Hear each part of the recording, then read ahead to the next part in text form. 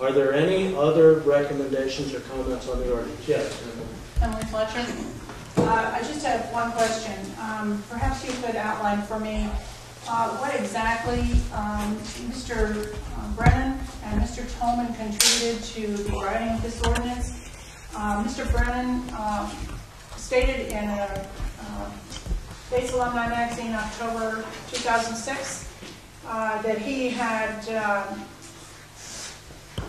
representing Nestle's, which I take exception to, had contributed to the writing of the ordinance here in this ordinance. And I really have a problem with that. I would just like to know exactly what the parameters are of the assistance that, as representatives of Nestle's, they provided in the writing of the ordinance.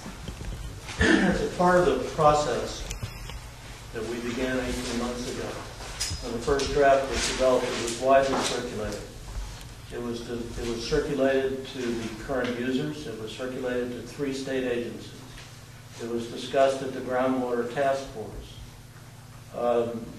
Andy Coleman had 2 or 3 comments. Had some comments from the folks from DEP. I don't remember them exactly, but we did get those comments.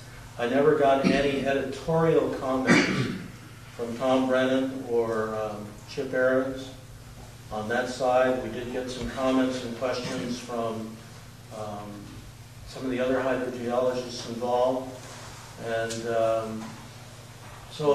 and also the rural water folks with the state, Alex Wong. So there were a number of whomever we could send it out to comment on, public or private citizens or state agencies or whatever, we did. But I don't remember any particular provision in the drafting of this ordinance that was contributed by Nestle, Poland Spring, or Tom Brennan. Also, we had the advantage, as the gentleman from Parsonsfield had.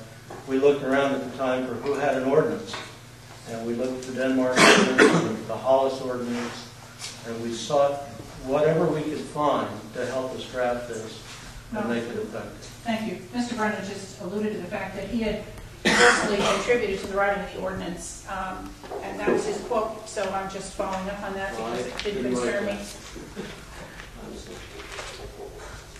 You have another suggestion? I have another comment. I believe that in at least my planning board notes, there was a memo and an update from Chip Aarons prior to a planning board meeting that outlined his suggestions for our ordinance that seem to have been included in our ordinance. And I'm wondering how you can say that Nestle didn't contribute when the memo came in at 5:30 in the evening before planning board meeting, and that meeting, those comments were discussed that night. I circulated to the group that was in the drafting all the comments we received in a public forum from everybody. But this is a product of the planning board. It's a product that's been going through, it's been an open process all along. Whomever had input.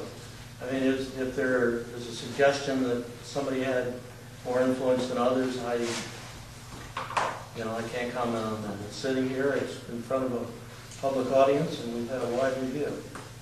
And I just find it curious that you just said that they had no comments on it, that's all. Are there others who wish to comment or make recommendations with respect to the ordinance? If not, I'm going to, and I'm saying that because I want to see if anybody does, because if not, I'm going to